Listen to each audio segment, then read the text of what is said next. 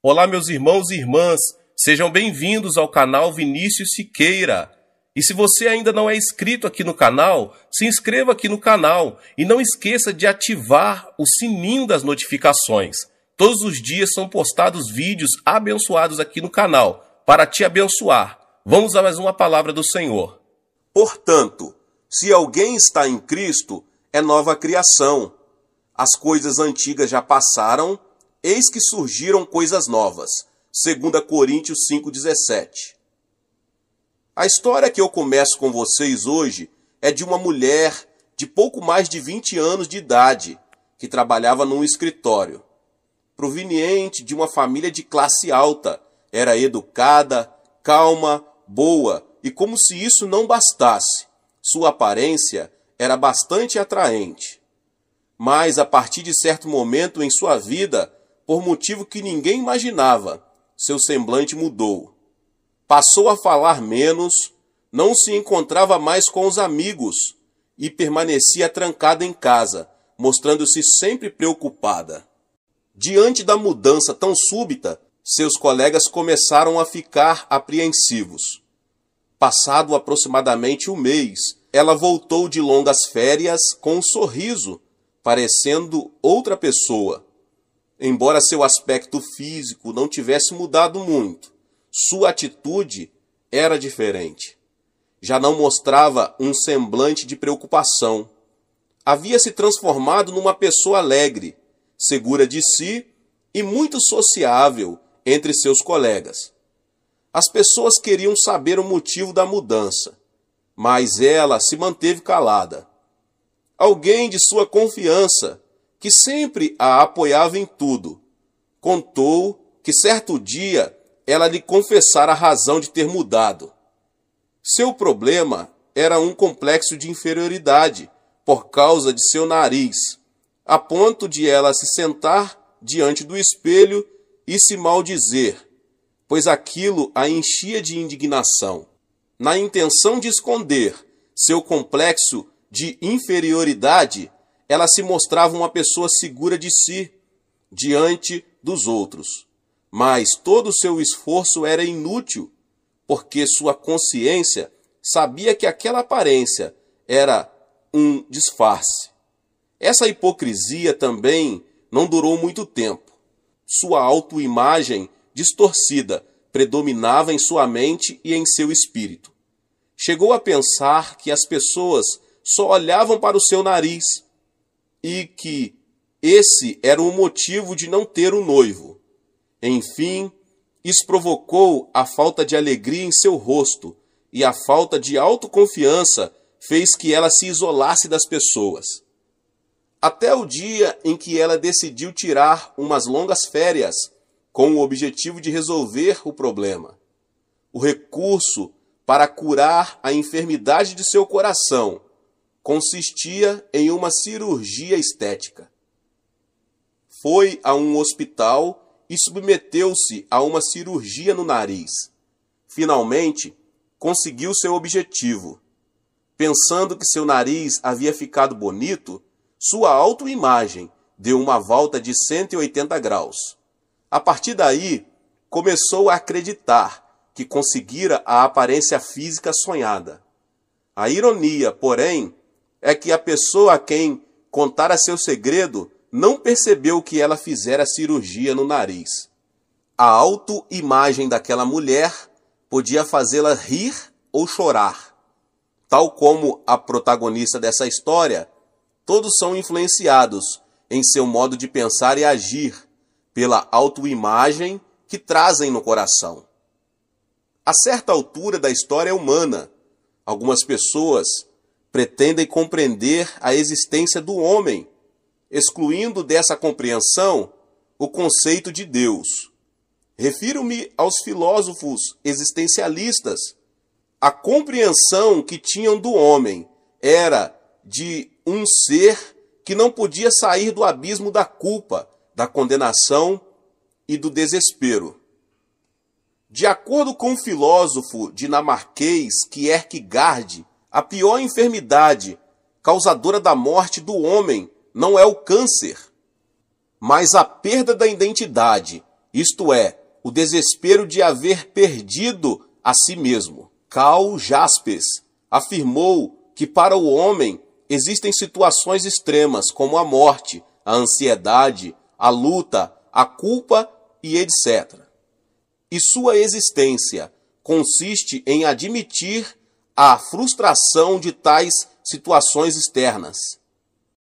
Albert Camus, autor do livro O Estrangeiro, afirmou: para poder viver uma vida absurda, é preciso conhecer a falta de sentido dela.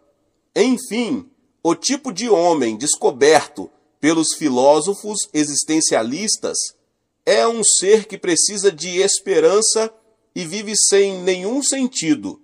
Além disso, tem dentro de si uma bomba relógio, que é a morte, e é incapaz de solucionar esse problema.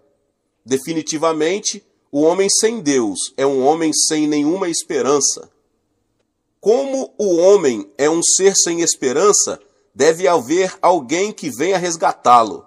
Caso contrário, não existe saída. Em Gênesis 3, 17 ao 19, descreve nitidamente como foi a vida de Adão quando este perdeu a esperança. E ao homem declarou: visto que você deu ouvido à sua mulher e comeu do fruto da árvore, da qual eu lhe ordenara que não comesse, maldita é a terra por sua causa. Com sofrimento você se alimentará dela todos os dias de sua vida. Ela lhe dará espinhos e ervas daninhas, e você terá de alimentar-se das plantas do campo. Com o suor do seu rosto você comerá o seu pão, até que volte à terra, visto que dela foi tirado, porque você é pó, e ao pó voltará. Até aqui, o conceito do homem é semelhante ao dos existencialistas. Adão teve de defrontar-se com a realidade da nudez e da rejeição como consequência do pecado. O que descobriu de si mesmo foi que estava separado da glória de Deus e sentiu-se vergonha por sua nudez, motivo pelo qual escondeu atrás de uma árvore. Além disso, viu-se como a maldição dos espinhos e ervas daninhas, pelo que com suor viu-se obrigado a sobreviver em circunstâncias totalmente desanimadoras. Por último, Adão descobriu que estava destinado à enfermidade e à morte, e que voltaria a ser pó. Como observamos na história de Adão, a Bíblia admite que o homem é um ser sem esperança. A manifestação do pecado fala de um homem que vive no abismo da desesperança. A partir da queda de Adão, o homem foi contagiado pelo vírus do pecado, exposto ao qual o DNA do homem começou a se contaminar. Como consequência disso, ainda hoje pensamos: sou pecador, não me posso livrar do pecado, e minha identidade espiritual é ser escravo do pecado. Isto é, temos uma autoimagem incorreta. Qualquer um que tenha uma autoimagem correta nunca poderá ser livre do pecado. A pior enfermidade mortal que pode ser concebida pelo homem contaminado pelo pecado é a distorção da autoimagem. Essa enfermidade pode ser observada em 4 casos. O primeiro caso é na dependência. Isto é, quando as pessoas amarram a autoimagem com a corda dos maus costumes, são presas dos desejos carnais, do álcool e dos jogos. A maioria dos que tem uma autoimagem de vício não está preparada para suportar a tentação e a prova do diabo. Eles pensam constantemente: sou um medíocre, sou um mundano, estou preso aos costumes do mundo, não me posso livrar deste mau hábito, e dessa forma transformam-se em dependentes. O segundo caso é na infelicidade. São aquelas pessoas que pensam não merecer o amor dos familiares e dos amigos e, consequentemente, passam a se alienar. Por exemplo, as crianças de rua, em sua maioria, provêm de famílias desestruturadas. A semente da infelicidade é semeada quando os pais se divorciam ou um deles morre prematuramente. Elas não conseguem se libertar da autoimagem que diz: você não merece ser amado, você é inútil. Assim, irrigam a semente da infelicidade e, em geral, terminam destruindo a própria vida. Essas pessoas são negativas e vivem presas ao ódio e à ira. O segundo caso é a debilidade. As pessoas que têm alguma debilidade física tendem a viver sob a ansiedade e a preocupação com a doença. Pensam que não pode ter uma vida saudável pelo fato de serem fisicamente frágeis. Elas pensam: eu já nasci frágil, por isso a enfermidade voltará a qualquer momento. Assim, por causa da autoimagem doentia, perdem a defesa mental e, quando fustigados por alguma doença, perdem imediatamente o ânimo. Essa categoria de pessoas nunca poderá ficar livre da enfermidade. O quarto caso é no fracasso. Em relação aos outros tipos de autoimagem, talvez seja esse o mais destrutivo. Ao ver sua falta de capacidade, de recursos, de apoio dos outros, a pessoa termina pensando: sou desprezado, estou inserido na classe baixa, sou um lixo. Haja o que houver, vou acabar em fracasso. Sou pobre. Pessoalmente, em visitas ao exterior, pude ver quanto essa categoria de autoimagem é destrutiva. Um denominador comum que descobri nos países subdesenvolvidos foi a mentalidade pobre. As pessoas pensam: somos pobres há várias gerações. Jamais poderemos livrar-nos da pobreza. Lamentavelmente, não pude encontrar nelas esperança nenhuma. Essa realidade torna-se mais visível em países do sudoeste asiático, na África e na América do Sul. O surpreendente é que muitos desses países estão repletos de recursos naturais e, apesar das riquezas e da ilimitada possibilidade de progresso, continuam sendo países pobres. O motivo é a mentalidade de fracasso. Os habitantes estão determinando o futuro de sua nação por meio da mentalidade da pobreza e do fracasso. A mentalidade dos israelitas que haviam chegado a Cádiz Barneia era semelhante a essa. Eles não puderam pisar na terra prometida, a terra dos sonhos, a terra de onde fluía leite e mel, apesar de tê-la exatamente à sua frente. Mas por quê? Você pode perguntar. Porque, embora tivessem tido a experiência da salvação de Deus e da disciplina durante 40 anos no deserto, não puderam se desfazer da mentalidade de servidão que tinham no Egito, a fim de pensar como filhos de Deus.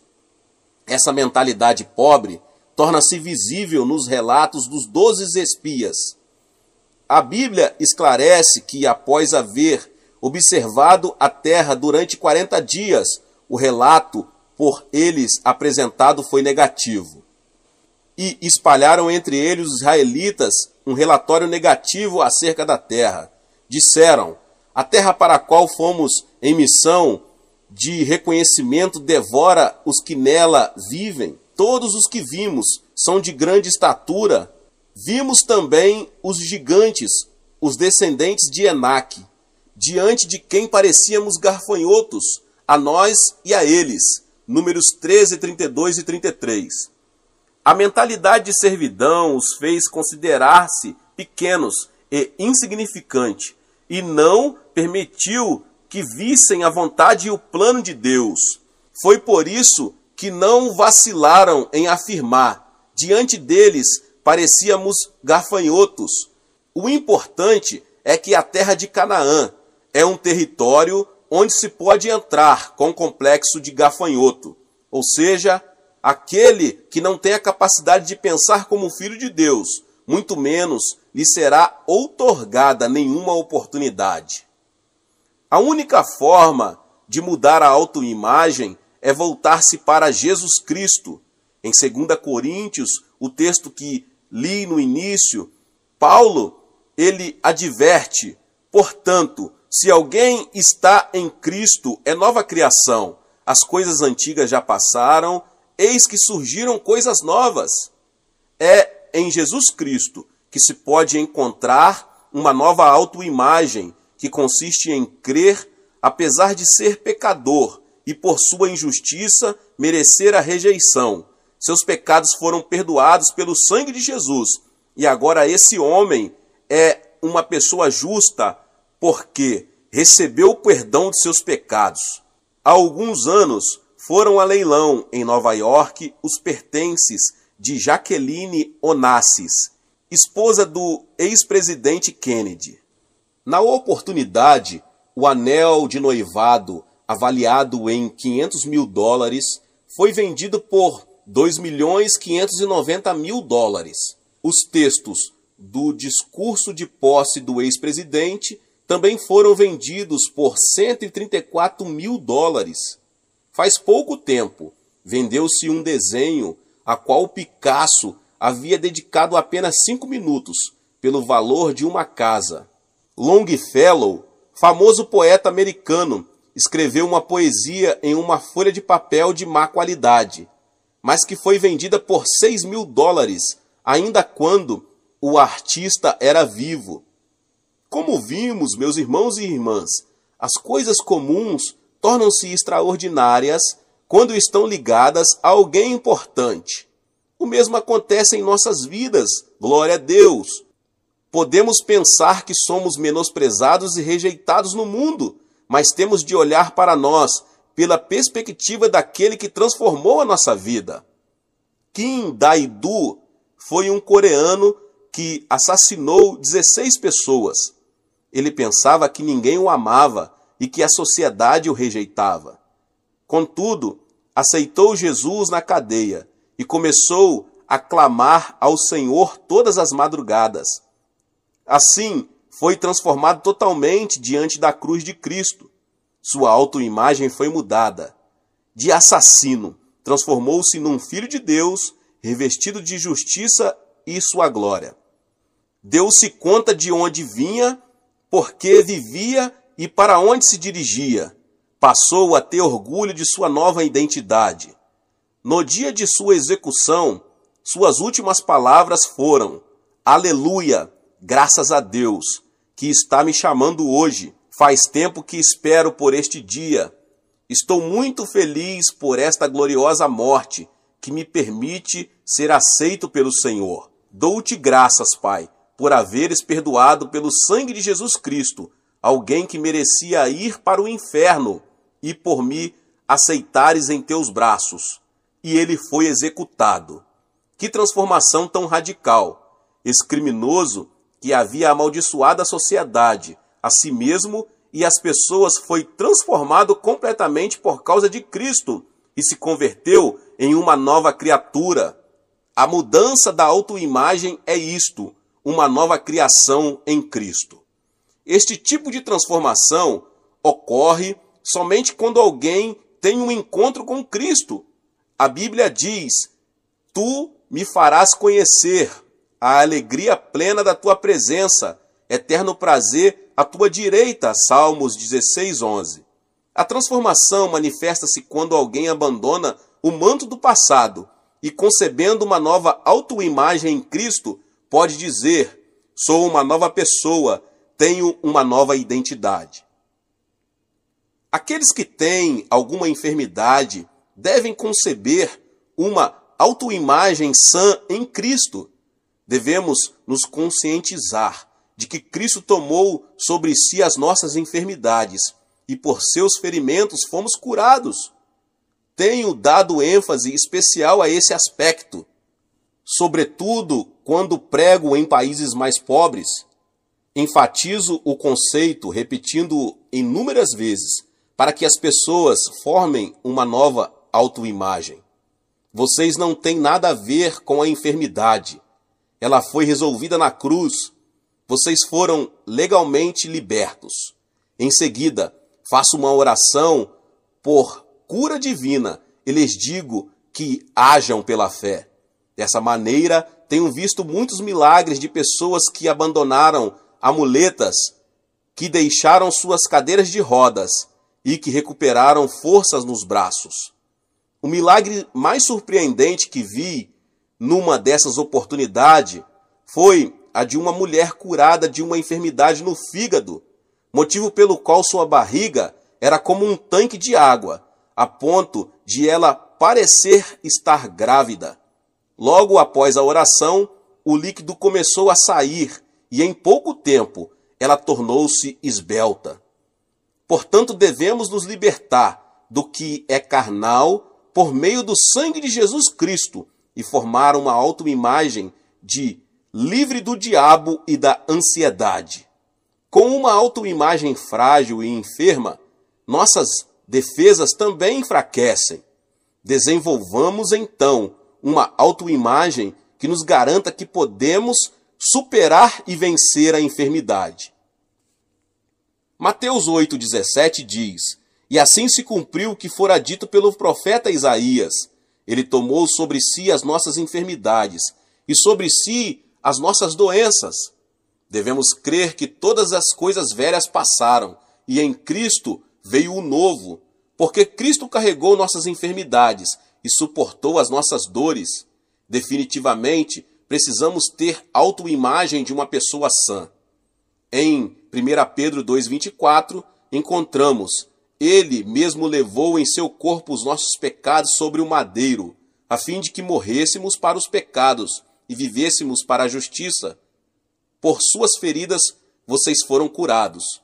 O que isso significa? Isso quer dizer que já faz 2000 anos que, olhando para nós, podemos nos ver sãos. Gálatas 3,13 diz: Cristo nos redimiu da maldição da lei, quando se tornou maldição em nosso lugar, pois está escrito: maldito todo aquele que for pendurado no madeiro. Em 2 Coríntios 8,9 consta: pois vocês conhecem a graça de nosso Senhor Jesus Cristo, que sendo rico, se fez pobre por amor de vocês, para que por meio de sua pobreza vocês se tornassem ricos. Efésios 2, do 4 ao 6 diz: Todavia Deus, que é rico em misericórdia, pelo grande amor com que nos amou, deu-nos vida com Cristo, quando ainda estávamos mortos em transgressões, pela graça vocês são salvos. Deus nos ressuscitou com Cristo e com ele nos fez assentar nos lugares celestiais em Cristo.